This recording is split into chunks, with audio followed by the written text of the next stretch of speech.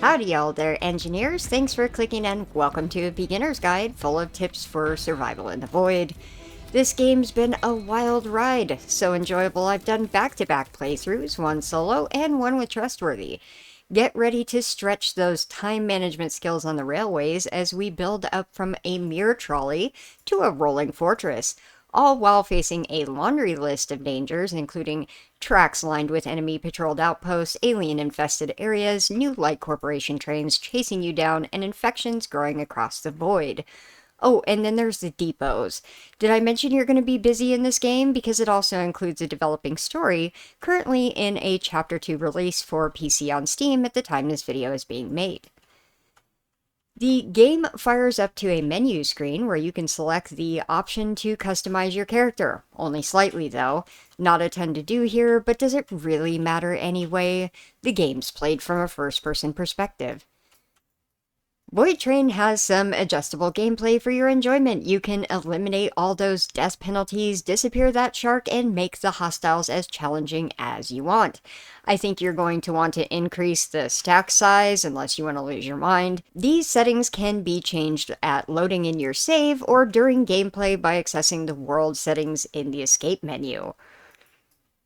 The opening cutscene sets the tone for this adventure. Well, at least the best job our narrator can do, but at least there was time for humor throughout this adventure.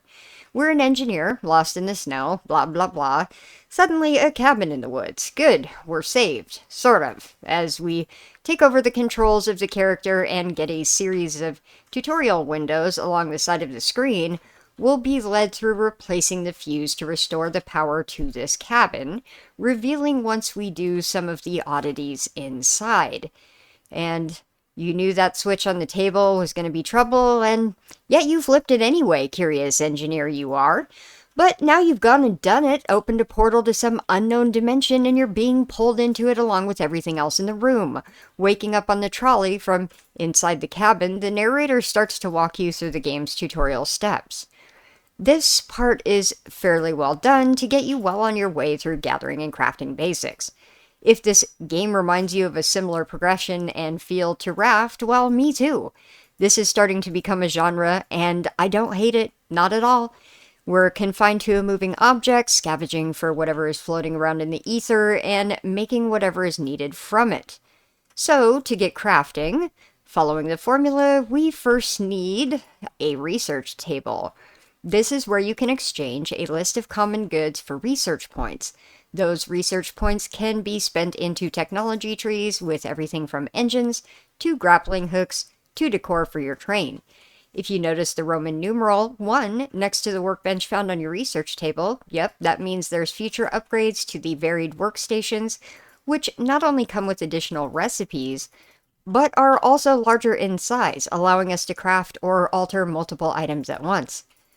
The next up to do on the list is the Smelter and the Work table. Working production machines that require fuel, such as the smelter, lab, and kitchen, can be powered by wood, fat, coal, and other sources. To add fuels, look for the Addition button at the top right of the machine. And do I even need to tell you what a smelter does? At this base level, you've got your iron and copper, eventually steel and brass with the Smelter level 2. You'll need all these bars for the work table's lists of springs, gears, bolts, and other assorted items needed for various train projects. Chemicals can be processed through the lab. You'll find that this comes in handy with self-defense throughout the game. The last key workstation you'll need is the kitchen for base-level cooking. Along with a water condenser, you'll be able to produce boiled water to sustain you. Somehow. Void logic. And no, I didn't forget the Armory, it's just that it has its own section. An extra note about the storage features in VoidTrain: early on, we'll have to live with the very limited inventory space in our bags and these tiny level 1 chests, but at least they can be stacked on frames found within the B-key building interface. As frustrating as this is for pack rats of gun parts, there are research table options that will expand storages by several slots, and existing storages can be upgraded as those skills are unlocked. Once you've leveled up the container skill, have the required items in your inventory and hold down the E key over the chest. Conveniently, you won't have to rearrange the contents of containers, but you can easily rearrange their positions. The I key opens the player inventory. The meager squares are where all the loot goes, and down along the bottom are slots for 2 weapons, a suit, and a backpack. Using the number of keys 1 through 3 will roll through weapons or the grappling hook equipped. 3 will always contain your first weapon, the revolver. Which brings me to some of the different player controls in the UI.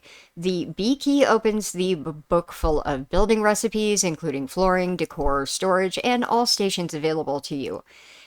N will pull out your trusty hammer. This hammer allows us to move or deconstruct objects on the train. You can use the select feature to narrow down the item types you want to alter, the F key to destroy, and G to pick up items so that you can move them. So with building, it's really fairly simple in VoidTrain, using the building book B key to browse for an object to build. Place it down with a click, and if you don't like it, pull out the hammer with N and deconstruct or move it. There are a few major themes so far in the game. Perhaps there will be more added in the future chapter. They are the basic closed metal style, luxury, wagon, raider, ship, and the Viking look. Each theme has a set of cabs and walls, further with open or enclosed options. And of course, there's also sets of furniture, decor, and lighting to match. Frankly, whether you care about dressing up your train aesthetics doesn't matter, because your Rofleemo care. Who is that, you ask? Well, we're not there yet. Your hammer is also how you repair items on the train that have taken damage. Equip it with N and run around looking for highlighted objects in blue. Those items with some amount of damage. Depending upon what's being repaired, you'll need different items in your inventory to complete the job, from wood to scrap or iron bars. Eventually, a Trainkeeper station will be available in the research table. This station allows us to assign a Rofleemo to take care of all of those repairs for us. Rofleemo is the key to quality of life on the train, so keep them happy. We're only at the second gate, and also the first depot. After so long in the void, the tension of the music will grow into an ominous boom, and that's how you know a gate is coming up. Although a bit creepy, the first gate is a void of anything living. This isn't the kind of game where things will jump scare you. A typical depot will have 2 platforms on either side of your train. One side will have a console for train upgrades along with several small buildings. Along or inside these buildings, there is loot, ammo crates, and 2 machines that will aid you along the way. One allows players to trade excess items that they don't need for more items that they do. The other is a slot machine where we can drop in the tokens found off the bodies of soldiers. And if you're into legendary weapon parts, this might be a time sink for you. The other side is more combat-oriented. There might be some loot crates or ammo boxes around, but as soon as you cross into the field, look for some flying bullets. We won't get too far ahead of ourselves in this guide. There's so much to cover about combat in this game that it gets its own section. At quest depots, you'll be guided by the marking along the compass that also shows up above items for quest interactions. Following this little symbol will get you to the boss's desk, where you'll find the revolver and retrieve the train parts from inside the safe. Which brings me to the console and train upgrades. In the beginning, we will acquire this toolbox for doubling the size of our initial trolley and adding a second car to the train through the quest line. After that, all upgrades are done by parts which you can produce through your crafting stations. The first car, which houses the engine, has a series of required springs, gears, and forcers. All subsequent cars use the same formula: 2 iron bars, 2 springs, 2 bolts, and 2 bearings. These platform upgrades will unlock through progression towards the end of the research table. Some basics about the console interface. At the top, it shows how many platforms you have versus how many are available to you, as well as your Rofleemo and loot catchers. You can click through all the different cars of your train that will pull up these white rings for each of the available options on that platform or car. Initially, you have the hand-operated controls of the trolley. That can eventually be removed for a steam engine upgrade once you've expanded the train car to its maximum 4 platforms. Yep, all of the cars can be expanded to 4 if you want, or be kept as small as 1. By the way, each platform is 4 of these squares that make up the floor. So each time you unlock the traction upgrade in the research table, that's 1 platform that can be added. The other way to unlock platforms is by upgrading the engines to steam and eventually diesel. And excuse me, spoiler coming through, but I saw this on Reddit and it confirms the pattern of upgrades that will continue into Chapter 3. To upgrade platforms or to add a new car, these large buttons down here will do either when you have the required items in your inventory. Through Chapter 2, only 2 bolts, 2 springs, and 2 bearings were needed for any of these upgrades. Pretty simple to stock up on before reaching the depot. We can add or remove modules like the hand controls, engines, or gathering station using the center button menu for the modules. But to further customize the train, its cab and walls or armor, we need to click on these little white rings on the platform that we want to customize. Each ring has designated items which can be placed there. The ram on the front of the train, the turrets on top of it. The cabin menu can be found here, for example. You can click onto these rings and select from your available customizations or upgrades. But now that you know what all is in the depot, for now, let's talk about the Void. The Void is a very active place. I did say this was a time management game between the mechanics of the Void and the story frequently delivering new events to look out for. This whole game is like just being along for the ride. If you had a plan to get a bunch of gathering and crafting done, you'll be having to revise that plan every few minutes as you're confronted with the challenges on the tracks. Leeches are one of the first things you'll learn about. Little pink monsters that attach themselves to your train axle, installing a boot-like remnant that will grind your train to a halt until removed with damage.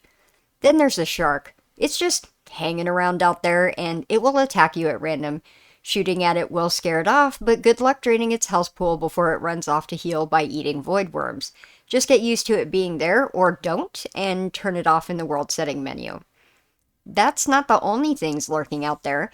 You have these void fauna that do minor damage, and these little packs of worms that drop loot, importantly, seeds and leather. It won't be long before you're introduced to mines of 2 different kinds. One is the magnetic mine that will attach to the train and explode after time. The other is a contact mine that explodes when it hits. Either of these can easily be dealt with by shooting at the mines to detonate them from a distance. Otherwise, you'll take hefty damage to the train. Outposts are property of New Light Corporation, staffed with soldiers and sometimes aren't even optional. While many you can speed past and duck the bullets if you don't feel like stopping, some outposts will have a barrier across the tracks which will require you to clear out the enemies and trace the yellow glowing cable to a building where you'll find the battery. Dislodging the battery will remove the barrier, allowing your train to pass through. These outposts aren't the only platforms that extend out as stops to the tracks. There are also alien areas on the routes. You can interact with the alien species waiting at the train stop, wherein the narrator just has to intervene. Why, right up to the elbow. I'm not sure how I feel. At the end of the ride is an NPC, which initiates an arena wave-style combat against a bunch of warped bugs. First 2 waves are assorted easy mobs, followed by a wave 3 with a boss that includes all other mobs fought in the first 2 rounds. By defeat or death, a Rofleemo will port you in and out between matches where you can collect your rewards and return to the train by way of interacting with the aliens circling the area NPC. The storyline will pull you through introducing all these possible events that can happen in the Void as you acquire more technology and pass through more gates. A part of the storyline is the prophecies that you must collect to understand the purpose in the Void. The series of quests will have you fixing up an old fortune teller machine at the gate. from which you'll receive these kind of carved wooden objects that when set atop a prophecy stone installed on your train, the carvings will change the conditions in the next void. Frequently, it includes boosts to loot in the void, but it may also increase your chances for specific events like outposts or mines.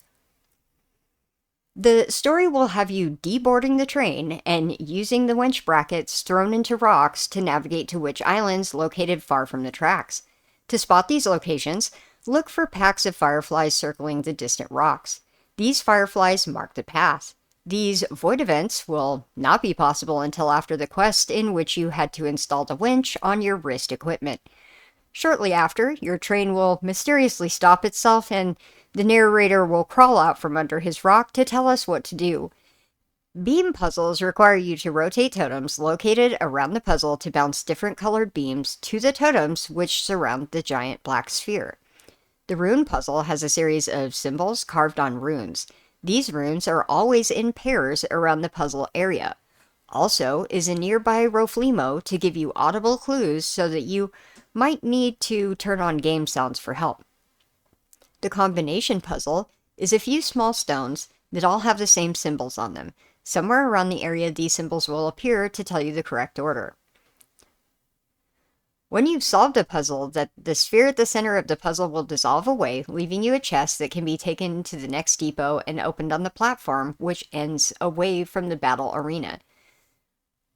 Another bonus that comes along with the void is these mostly demolished abandoned trains floating around near tracks. Use the winch to hook on and navigate your way through the cabins. There will be loose floating loot, but also chests full of goodies, bars, fuels, mushrooms, Rofleemos. Memorial Islands can also randomly pop up. Here we gift requested materials by the spirits of Rofleemo to get gift materials in return, usually more advanced items than we gifted. The infected abandoned outposts are another event in the void introduced along the Chapter 2 story. The first one will occur by quest, and the narrator proposing new questions about what's going on with the scientist. Either side of an abandoned outpost will be covered in infected nodules spidering across the tracks. Glowing pink growths can be destroyed for bonus loot. Spitting plants that spring up from the infection do considerable damage but will drop organic seeds for your farm. I didn't forget, I just saved what I think is the most fun for last, which unlocks at the end of Chapter 1 progress. That's chases. When this pops up, you'll see tracks roll up out of the fog and find them running parallel to yours. Shortly, a pack of new light is going to run up on you from behind. There are a couple of strategies that you can go with here. You can do damage to their train and defend from soldiers trying to board your train, or you can go on the offensive. You can use your winch to board their train and kill everyone on board. You might have to run back to your train quickly to do any cleanup of soldiers left, as they will steal heavy chunks of fuel or metals off your train. Since you'll want to use the afterburner for boarding the enemy train, make sure you've checked your batteries before combat starts. The enemy train will send out a harpoon to hook onto your train on approach, with several soldiers opening fire from the front of the train. When in range, you can gun them down while doing damage to the train's engine, and once the train hits points are reduced to nothing, it will explode and fall out behind you, ending the event. Just be sure to check the train for any stowaway soldiers who boarded during the event. If you want to board the train, don't bother doing damage to the engine beyond your first few initial defense shots to the enemy. Use your winch to hook onto the train. If you hook the front, allow yourself to fly back onto the cars that are more open platforms with cargo. It's much easier to land on these. You know what to do from here. Loot enemies and fly right off the moving train so you can clear the hostiles before disabling the train's engines completely. It's easier to loot crates inside with this slow or stopped train. In the current format of the Chapter 2 release, there are two engine types, steam and diesel. Devs have already teased this as the format continues into Chapter 3 with a new engine type.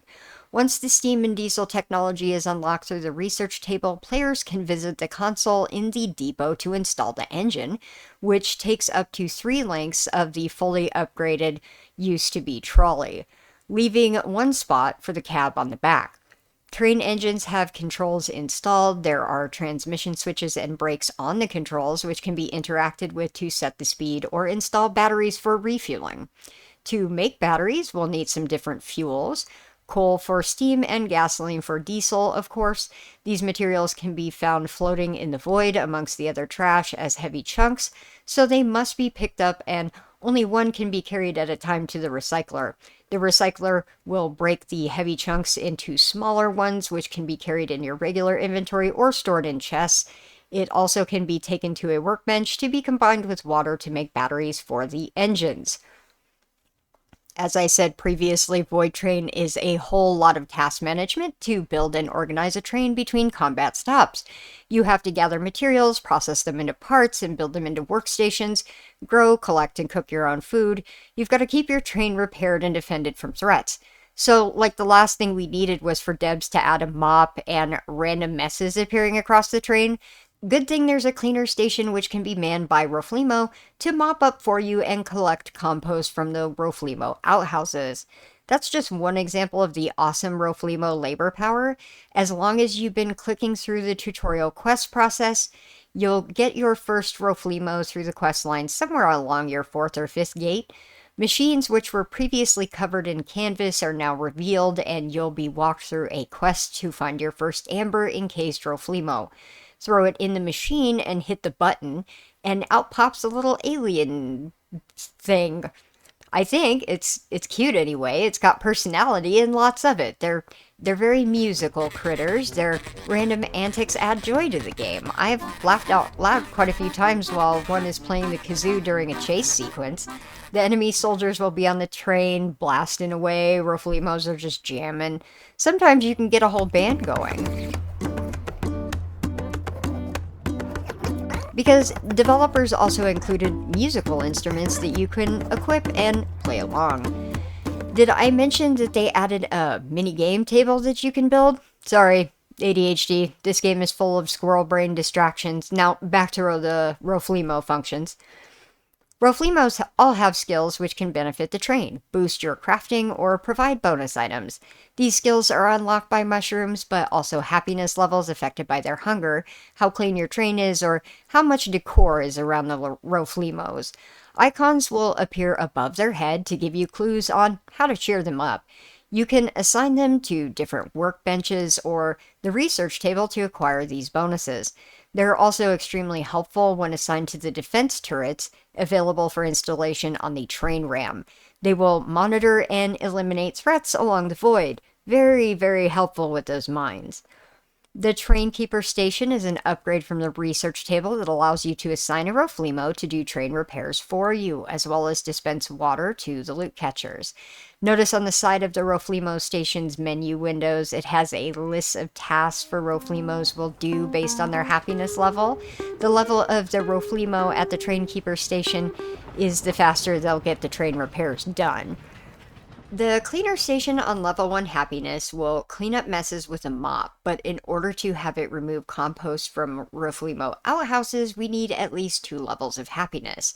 To raise that, pick up a Rofleemo and note the mushroom icons at the top. Maxing these out by giving them mushrooms will unlock their bonus skills and station abilities. A very important one is the Botanist station, where a happy Rofleemo is assigned to the station. It will plant organic seeds, water, and harvest them for you.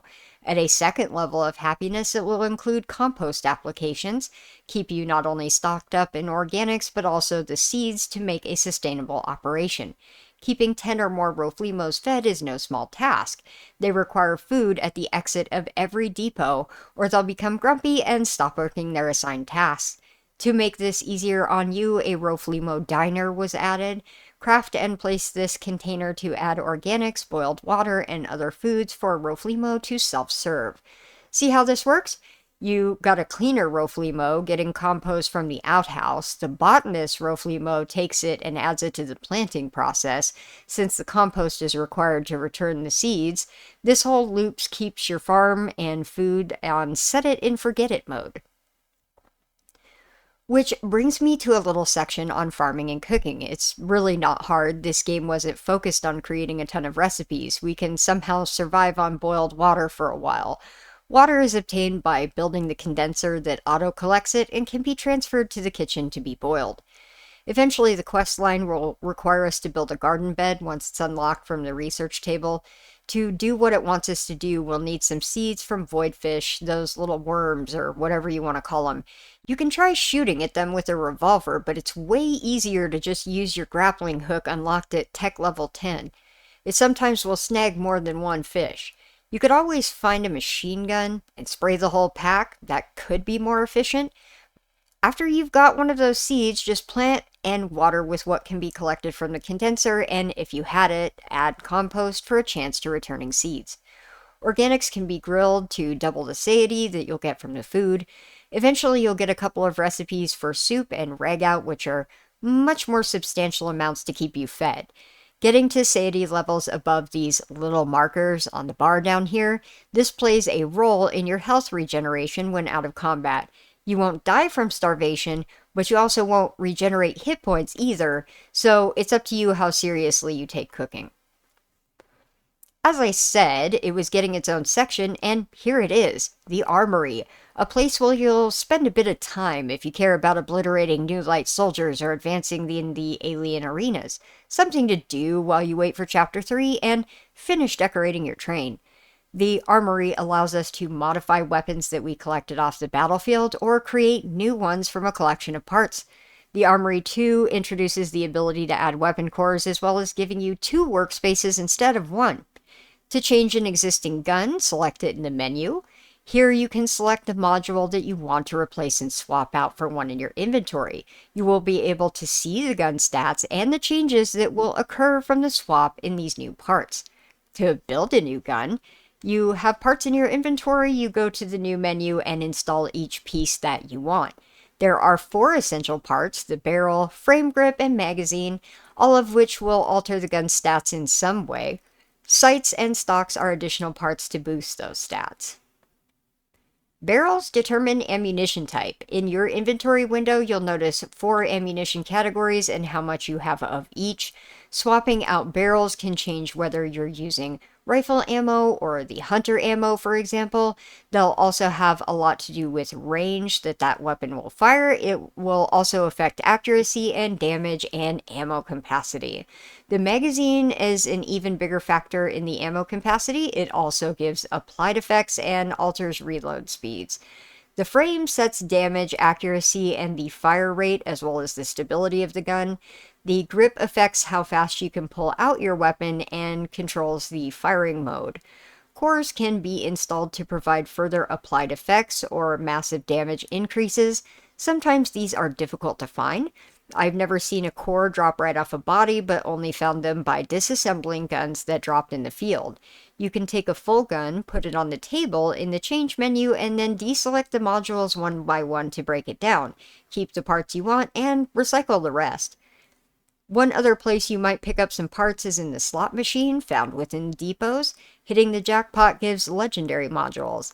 By the end of Chapter 2, Trustworthy was already assembling himself guns with 380 DPS, with mostly modules obtained from clearing depots without much luck at the machine. Your opportunities for the bulk of the combat are at depots, outposts, chases, and alien arenas. Sure, there's assorted threats like sharks and void creatures that do damage, but they're momentary distractions. I mean, heckin' the outposts are pretty momentary tasks. You can clear them without even stopping the train if you're upping the difficulty on soldiers, which you can do in the world settings menu at any time. So if you find it too easy or too difficult, just adjust the percentage from 50 to 200% of the damage that they do to you or the amount of health that they have. Depots initially start out with only a handful of enemies and grow in difficulty as you add up the gate stops. You'll encounter 5 to 30 regular soldiers in any given depot, along with 1 to 2 of the super soldier dudes that are decked out in that unique armor. You'll know them when it takes about 6 times the bullets to take one out. They can charge, stun you, and may take some dancing around to kill. There are several useful items in the technology tree to help you in this situation. Bandages can be crafted from leather and chemicals, while leather suits give players plenty of substrate to mount the consumable armor plates that give extra protection until worn down. If the free ammo crates are located around the depot aren't enough to sustain your shooting habits, there are ammo boxes which can be crafted at the workbench to reload. All of these items will be available in the Q key circular menu. Select the item in the menu and hit Q again to use it. Along with the storyline, the Jormungandr is introduced into the lore and into depot combat. It seems the new light has tried to subjugate the species, and it's not going well. We have the option to release the Jormungandr during fights, in which it spawns in the depot.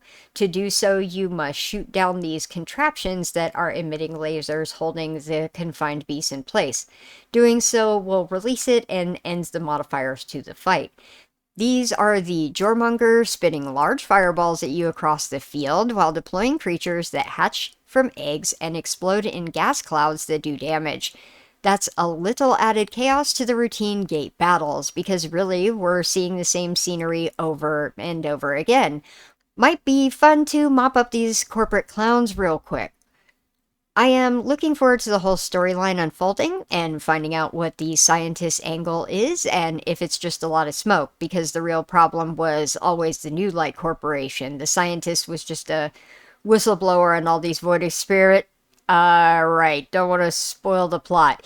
Even if it's been around for a few months by now. Surely there's a reason for this. Like, that wasn't put there for no reason. Or what about all the propaganda posters on the walls of the depots and the outposts? Or what about the engineers are going to have a lot of questions. So at this point in the game, it's still in early access, with Chapter 2 being released in October of 2024. The introduction of the Jormungandr in the depots, as well as the pathway infections in the Memorial Islands.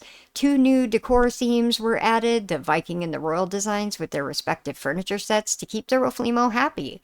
Other minor additions in the research table are the leather suit upgrades for more armor plates and the ability to pick up more Rofleemos and loot catchers, as well as reinforcement technology to reduce damage done to your trains.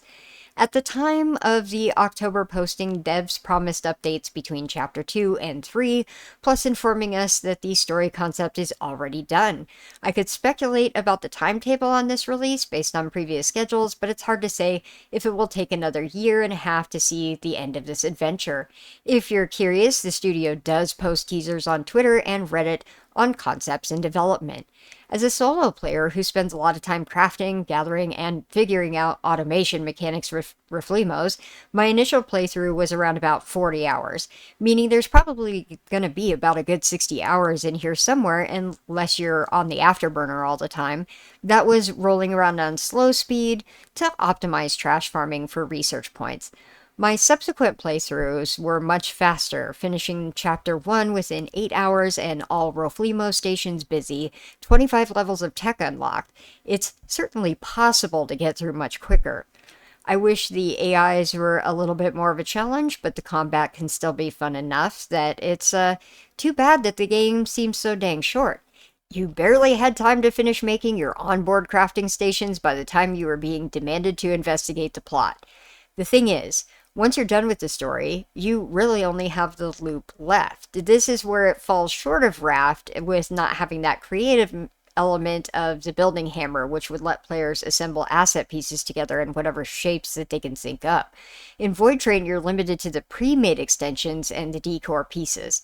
I think that you'll find that by the time you fully expand your train into all the available platforms, that you don't actually have enough stations or chests or decor to fill it all, even if you have a full party bus full of Rofleemo and loot catchers.